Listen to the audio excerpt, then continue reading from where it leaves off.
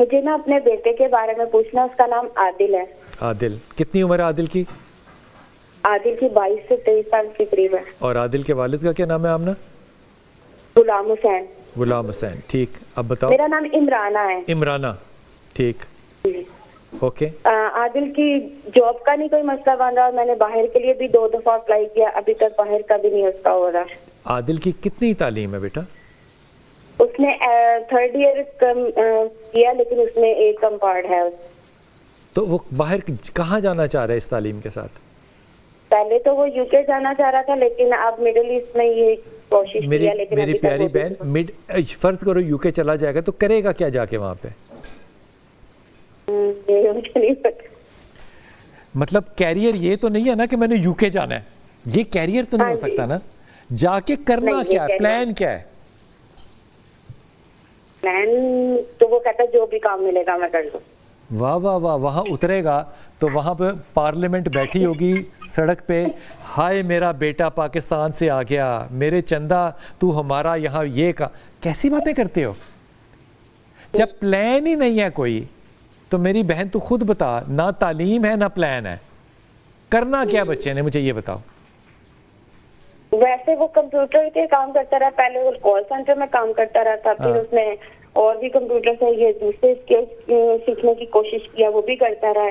اور جن کو میں نے کہا تھا انہوں نے یہ بھی کہا تھا کہ ہم اپنے کام پہ وہاں رکھ لیں گے نا UK میں, ان کا کوئی کام تھا, لیکن انہوں نے بھی نہیں فٹ کیا تو وہ بھی رہ گیا. پہلی بات تو یہ کہ UK میں کوئی کسی نے نہیں رکھنا.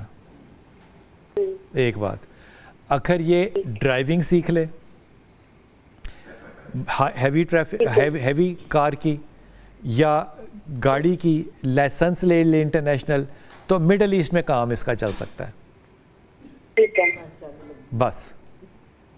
اچھا, میری نا بیٹی کا بیٹا ہے جو میرے پاس رہتا ہے. بیٹی کو ڈائیورس ہو گئی تھی, اس کی میں نے 2nd میرج ہو گئی. اس کا جو بیٹا ہے اس کی اب ایج 11 سال ہے, اور تقریباً 7 سال ہو گیا اس کی مدر کی شادی کو کیا ہے.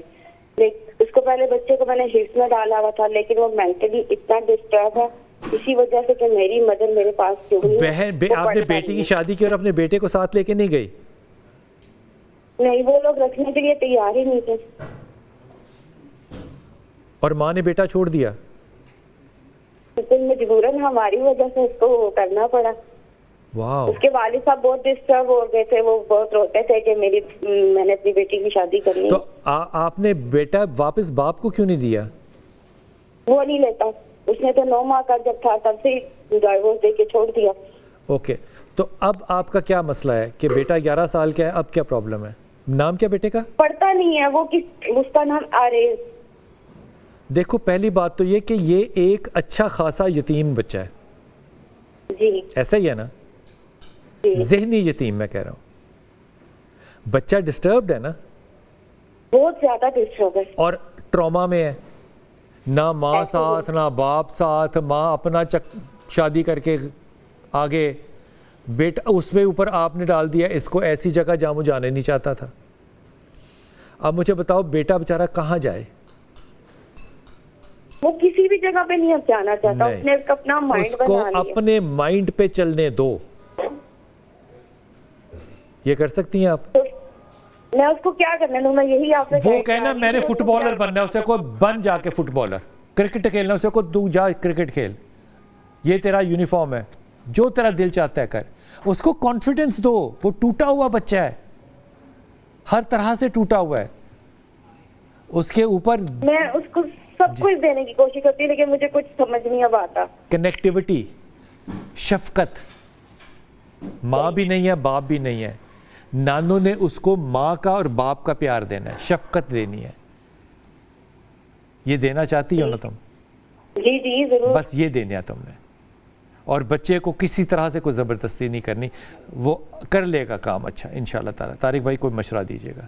بس سادہ سی بات ہے جی کہ جب اس طرح کی نوعیت ہو جائے تو پھر ذمہ داری کئی گنا بڑھ جاتی ہے, اور جب ذمہ داری کئی گنا بڑھ جائے تو پھر آپ کو بہت تحمل کے ساتھ اپنے ظرف کو بھی کئی گنا بڑھانا پڑ جاتا ہے. میں یہ سمجھتا ہوں کہ اللہ نے ان کے لیے ایک نیکی کا بہت بڑا دروازہ جو ہے وہ کھول دیا ہے, لیکن اس کے ساتھ ساتھ یہ دروازہ ان کے لیے ایک امتحان کا نام بھی رکھتا ہے, اس کا ٹائٹل بھی رکھتا ہے. شادی کر لینا اور اولاد چھوڑ دینا, میں بعض دفعہ اس نوعیت کی کوئی معاملات دیکھتا ہوں تو میرا دل کانپ اٹھتا ہے کہ وہ کیسا باپ ہے، یعنی جسے پتہ ہے کہ چھوڑ گیا، ماں بھی چھوڑ گئی، پہلے اس کو دیکھیں، پہلے باپ کو ہی دیکھیں، سب سے پہلے تو ہمیں اسے سوچنا چاہیے اصل میں ہمارا معاملہ کیا۔ میں جو تربیت کی بات روزانہ کی بنیاد پہ کرتا ہوں نا، یہ المیہ اس لیے ہمارے معاشرے کا ہے کہ ہمیں یہ سکھایا ہی نہیں گیا کہ شادی جب ہوتی ہے تو دو لوگ زندگی شروع کرتے ہیں، لیکن جب آپ کے ہاں اولاد ہو جاتی ہے تو پھر آپ کی زندگی کا بنیادی محور و مرکز، اس کا جو بیسک میرٹ ہے وہ اس بچے کے ساتھ، آنے والے نئی روح کے ساتھ جو ہے وہ وابستہ ہو جاتا ہے۔ جہاں آپ مصلحت کے تحت، دنیا داری کے تحت ایک دوسرے کی ناپسندیدہ بات کو برداشت کرتے ہیں نا، اب آپ کو ایک دوسرے کو کئی گنا زیادہ برداشت کرنا ہے، کیونکہ اب اس میں دنیا داری کے ساتھ ساتھ، دین داری کے ساتھ ساتھ ایک بچے کی پوری زندگی، ایک پوری نسل جو ہے اس کے ساتھ وابستہ ہے۔ میری پیاری بہن، اگر آپ سن رہی ہیں اس وقت، جو کہ آپ یقیناً سن رہی ہوں گی، آپ نے بچے کے کمرے میں سورہ رحمان لگانی ہے، 1 دفعہ 2 دفعہ یا 3 دفعہ جب بھی چاہو، قاری باسط کی اور بغیر ترجمے کے، اور اس ساؤنڈ کے ساتھ اس کو ریلیکس کرنے دو انشاءاللہ تعالی، لیکن اس کی باتوں کو مانو، سنو، چاہے وہ تھوڑی سی ناجائز بھی لگیں، کوئی بات نہیں، لیکن ایک اچھی ہیرو ورشپ، اور سب سے بڑھ کے سیکیورٹی دو بچے کو۔ 11 سال کا بچہ انسیکیور ہے۔ شاہ جی، میں اگلی کال لے لوں جی۔ السلام علیکم کالر۔ وعلیکم السلام جی میری بیٹی۔ جی بھائی صاحب، میں نے پوچھنا ہے، میرا نام آفیہ ہے جی آسیہ۔ اور میں نے اپنی صحت کے بارے میں پوچھنا ہے کہ میں نا اکثر مجھے گردے کی تکلیف شروع ہو جاتی ہے، پتھری بن جاتی ہے، آپریٹ کروایا 2-3 دفعہ۔ کس کی تکلیف ہے آپ کو؟ سوری، 2 دفعہ پہلے آپریٹ کروایا، اب پھر ڈاکٹر نے آپریٹ کروایا۔ آپ کو کس چیز کی تکلیف ہے بیٹا؟ گردے کی، گردے میں تکلیف رہتی ہے، پتھری بن جاتی ہے۔ پتھری بن جاتی ہے، ہاں جی ٹھیک ہے۔ تو میں نے یہ پوچھنا تھا کہ بار بار 2 دفعہ پہلے آپریٹ کروایا ہے، اب یہ ڈاکٹر نے آپریٹ کھولا ہے، تو میں نے یہ پوچھنا تھا کہ کوئی روحانی بیماری ہے یا پھر جسمانی ہے، اس کے بارے میں مجھے۔ تو میرا نام رضوان ہے۔ آپ غذا میں کیا پرہیز کرتی ہیں پہلے یہ بتائیں؟ تو میں کوئی خاص نہیں کرتی۔ تو بس اللہ تعالیٰ آپ کو رحم کرے اور آپ کے ڈاکٹر پہ بھی رحم کرے اور آپ کے ڈاکٹر کو ہدایت بھی دے۔ یہ ڈائٹ ہے میرے چندہ، جس کا آپ نے انتہائی احتیاط کرنی ہے۔ مثال کے طور پہ آپ نے ٹماٹر نہیں کھانا، مثال دے رہا ہوں، مثال کے طور پہ آپ نے آلو نہیں کھانا، یہ مثال ہے۔ مثال کے طور پہ آپ نے نمک جو ہے وہ بالکل ZERO 0 کر دینا ہے۔ پوٹیشیم آپ کے فوڈ میں نہیں ہونا چاہیے، یعنی کہ آپ ہری سبزیاں جو پالک وغیرہ یہ نہیں کھانی ہے آپ کو، یہ پتھری بنائیں گی، یہ جینیٹیکل ہے۔ یہ آپ جب تک ڈائٹ کنٹرول نہیں کریں گی، پتھریاں بنتی چلی جائیں گی اور آپ آپریٹ کراتی چلی جائیں گی۔ ڈاکٹر سے کہیے یا کسی اچھے ڈائٹیشین سے ملیے اور انہیں کہیے کہ ہمیں ڈائٹ پلان بتائے جس سے کہ ہمارے خون کے اندر یہ جو پتھریاں بن رہی ہیں، ان کی وجوہات جن کھانوں کی وجہ سے کم از کم ہے وہ ختم کیا جائے۔ اس میں جو سوڈا ہوتا ہے نا گھر میں استعمال کرتے ہیں، کیا کہتے ہیں اس کو؟ Baking soda. بیکنگ سوڈا کی ٹیبلٹس آتی ہیں،